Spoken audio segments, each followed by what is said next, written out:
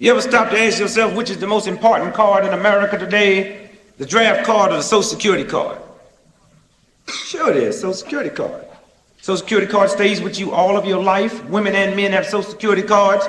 Draft card stays with you a part of your life. Only men have draft cards beyond a shadow of a doubt. Social Security card is the most important card in America today.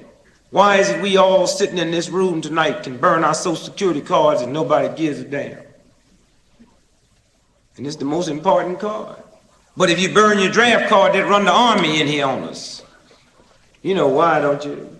You young kids burn them draft cards, you saying to us old fools, one day, old fool, you're going to get this country in a war that we not going and fight for you, which means you're going to have to fight it yourself. But we old fools got news for you youngsters. Before we ever have to go fight our own wars, we'll quit having them.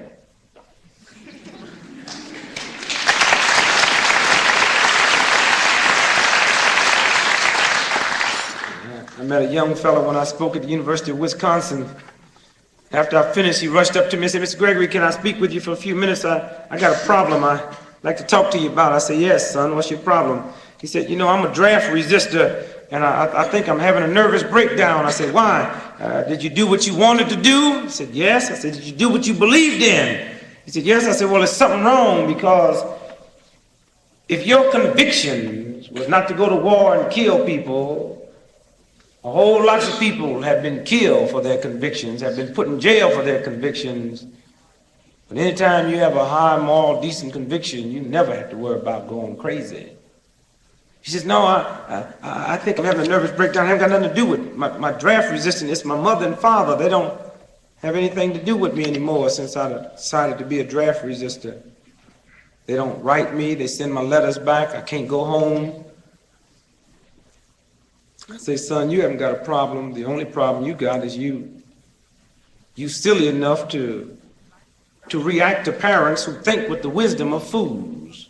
He said, "But it's still my mother and father." I said, "Look, let me tell you something. Suppose you decided you wasn't going to be a draft resistor.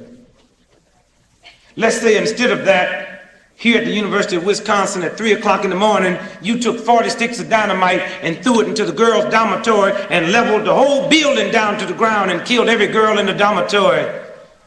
The minute your mama found out you did it, their mom and dad would be on the first plane flying in here putting up your bail money, running around talking, 'We don't know what got into our boy.' You living in a nation today that can rally behind you faster if you commit murder than they can if you decide you're not going to war and kill anybody. Yeah, you youngsters got a big job today.